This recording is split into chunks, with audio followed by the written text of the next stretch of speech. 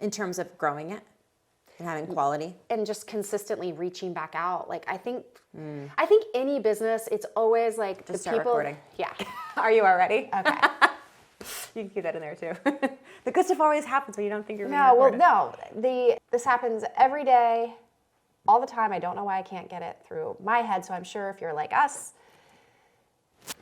the people that the guests that have already stayed with you, that have already spent money with you, that trusted you with their hard-earned money, it is so quick to go to the next new person, that new guest, instead of fostering and really digging into a relationship that you already have. And so that is something, just turn and burning guests, like getting the next reservation, and not taking the time to thank the guests that have stayed, ask the guests to come back, and implementing a follow-up strategy. Fortune's in the follow-up.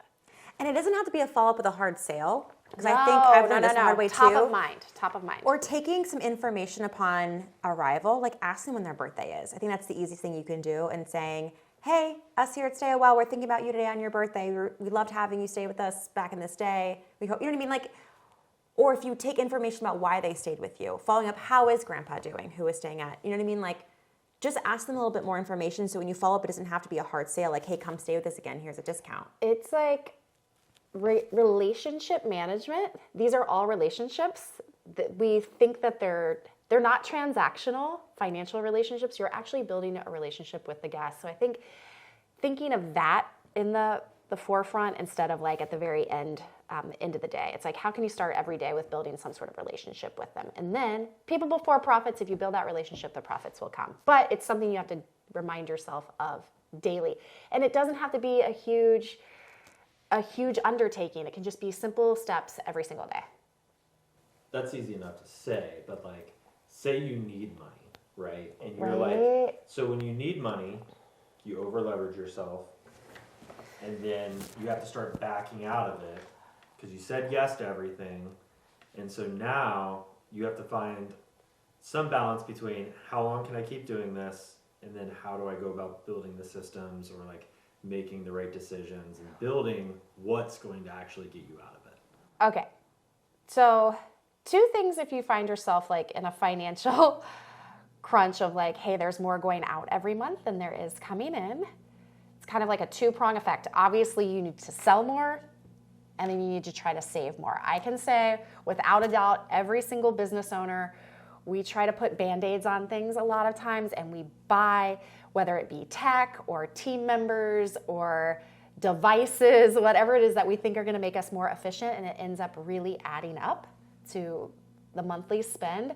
So taking a look at that is number 1. What are the things that you're actually using and advancing the business forward?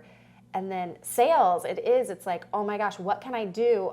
I feel like so many times, again, we neglect our immediate network. Sarah and I, we had this happen to us last week where we needed to dig in and be creative. And it's like, instead of going out and looking for brand new, it's like, wait, what is within our capacity today? Who can we reach out to today and build that relationship, see what they need, and how we can fulfill their needs?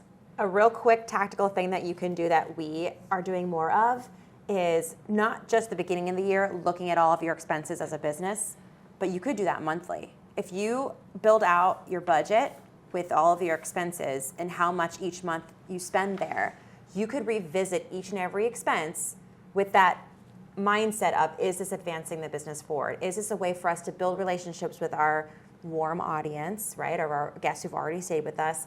Is this a way to save our team time? Can we save on labor with this piece of tech? Asking those questions so that if you truly don't need something right now and you can get rid of it, or you can, if you know you love it, can you buy into the annual subscription for like a piece of tech? Or call them and negotiate something. Like everything's negotiable. And I'm going to say this is a hard pill to swallow. You might have a month where you don't make any money, or you're in the red. And that's okay. I'm here to say, like, that is absolutely okay if you're able to look at the entire year. And there are other months that are super profitable that at the end of the year, you're obviously not in the red and you're profitable. But I think when you can prep that every now and then there might not be a month or a couple of months that aren't profitable, that's okay, as long as you know your overall what the whole entire year looks like and the long-term goals. So if you're in a situation like that, what is one of the best things you go to, like personally, as like a resource for like a mindset shift to like, okay, like I need to like fucking dig myself out of this hole? What are you listening to? What are you doing? There is, well, luckily I have a business partner, so we can talk back and forth on it. I always go back to the budget that is laid out and historicals. I think just like, a lot of people are like, don't look in the past, but looking in the past actually is helpful. It informs the future. It informs the future and like helps you stay a little bit steady, Eddie. It helps you like zoom out, because when you're in it, like if money's tight, you cannot really see past the next day, honestly. Because you also, as a business owner, listen, mindset's all great and you could like be calm about it, but I think it's natural. I was actually listening to something yesterday. My husband is very much into like self-help right now, but they were talking about how anxiety, actually people with a healthy dose of anxiety actually live longer. Now, not crippling, but anxiety helps us make informed decisions. It kind of like pauses us, right? It's like it's a warning. It's a warning to yourself, sign, right? So that it's okay to be a little anxious if you are going to be in the red that month. That's normal. And I think to be okay with yourself being like, this is my body and my brain telling me that I need to get creative right now in this moment. Mm-hmm. And I either need to discuss it with my business partner and look at historicals and what we plan for the future. And you know what we've been doing that's been really helpful is meeting with our bookkeeper or our CPA more often. Mm-hmm. Like what are you seeing that, on these numbers that maybe I'm not seeing because I'm in it? How can you get an educated person on the outside who's a trusted partner to help you That's get not creative? emotional about That's not it. emotional about it. And the other thing with meeting with your trusted partners, your CPA and your bookkeeper normally have a very large view of multiple different businesses. So if there's something going on economically, whatever, they can kind of clue you in of like, hey, I'm kind of seeing this with a multitude of my clients. Like things are tight everywhere. And it does just make you feel better. But if you can have that trusted voice, that doesn't have skin in the game, obviously they want the best for you, but they can also just bring it back to numbers and they're not emotional about it. Mm-hmm. What do you feel like are some of the things that you did that got you in that position? Or that you have done that got you there? Ooh, I know. You get excited when money seems to be pouring, flowing in, and you just it's blow. It's like not anybody, but a lot of people do it. You have a really good month, and so you spend some more money and not thinking maybe those things you signed up for something that's going to happen month after month after month. Or you have those rose-colored glasses on, and it's like, wait, I didn't think about how is this going to impact the bottom line during slower months.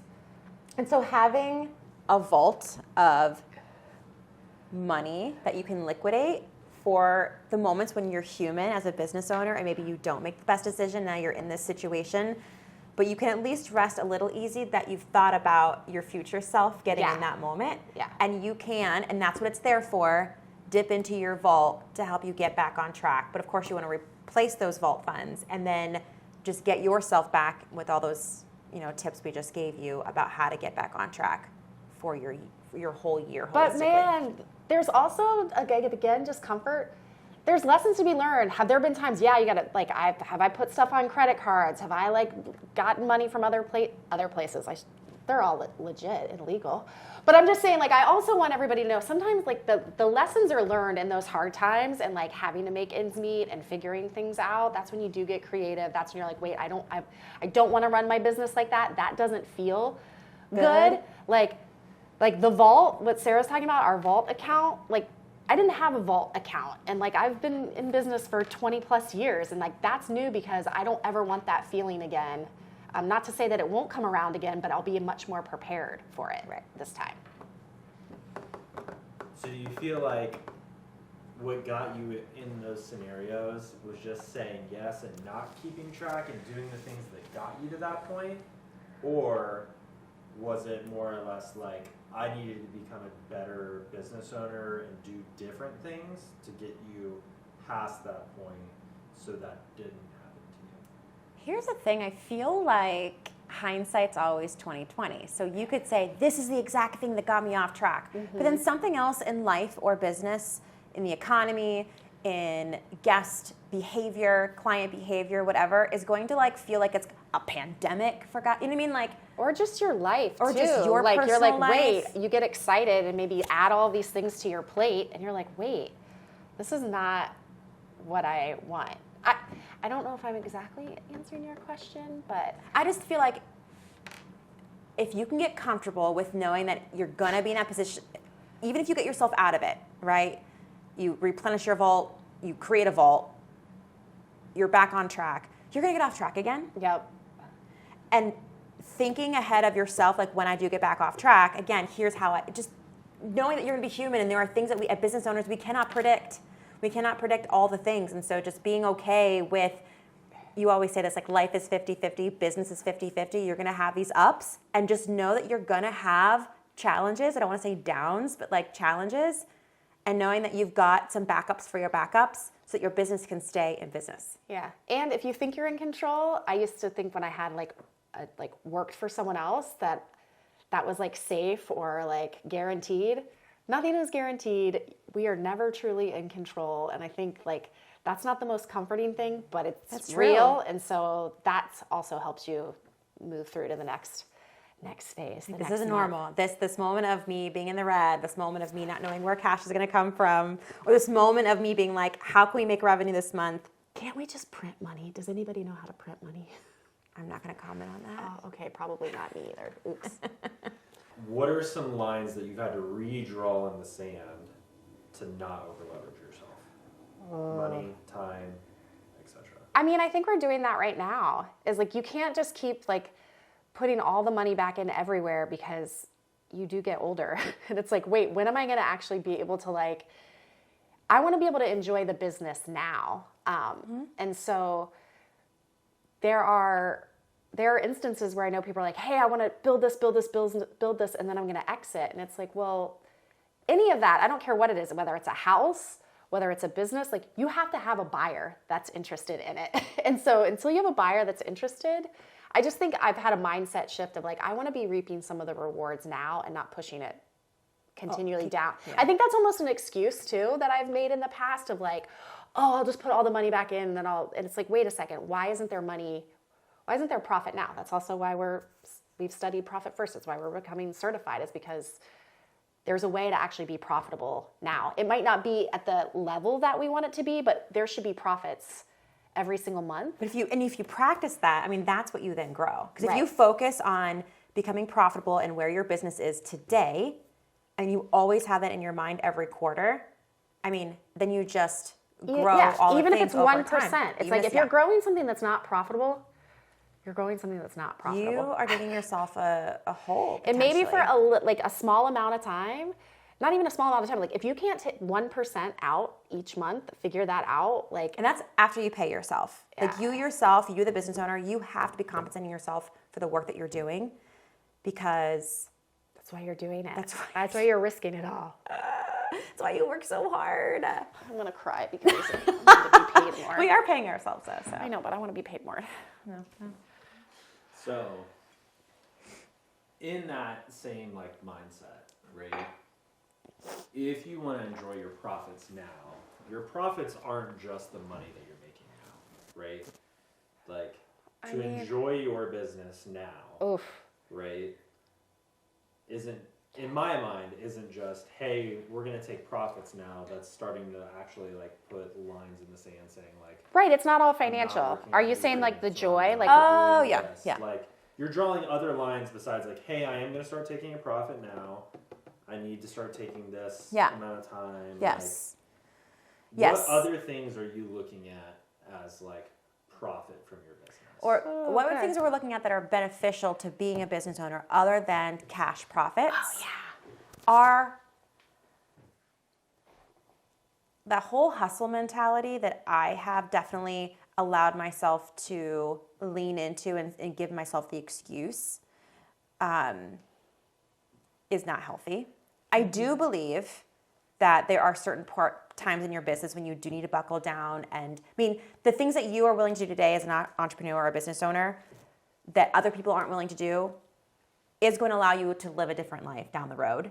But if you keep kicking that down the road, like 3, 4, 5, 6 years, and you are working 80-hour weeks, like something you're doing is not working.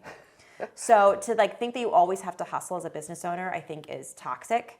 There are times you have to buckle down and like skip a girls' weekend trip or work past 6 p.m. just to get something done, because what you're willing to do as a business owner that other people aren't willing is going to get you someplace where they're never going to be. That's the whole reason why we're business owners.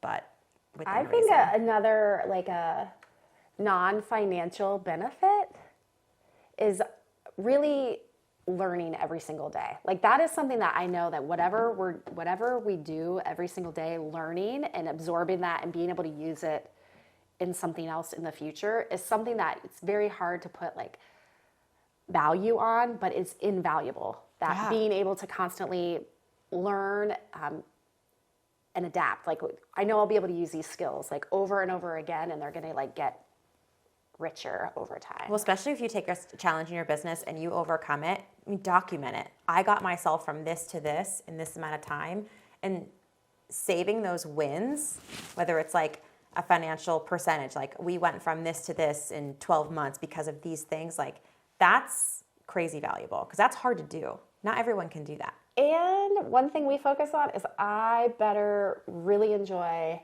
as many people as possible that I work with. I feel very wealthy in the relationships in business. You should have fun. Yes. Every day when you come to, not every day, but like most, like That 5, 3 of the 5 days, 4 of the 5 days, you should have fun at work. Yeah. And with the people you work with. That is the stuff that is like super, super invaluable to me, that I feel extremely, extremely wealthy, billionaire when it comes to the people I get to work with. You know, another benefit to being a healthy business is in the middle of the day, I feel like I don't have to, like, if I need to go do something for my life, I can do that too. And I can replace that time whenever I want to. Like, I like that flexibility. Freedom, the flexibility and the That freedom. doesn't mean that I'm just like... No, that can be the curse because you can work all the time. That can be the curse. Yeah. But it is nice, like, oh, if I'm going to take off this afternoon, I'm happy to do this on, a Sunday or Saturday because I want to. And if my business partner doesn't want to, that's cool. Like, you know what I mean? Having that flexibility not only with yourself, but with your team. And so you all can, like, build this life and culture that you want. Yeah, that's some also stuff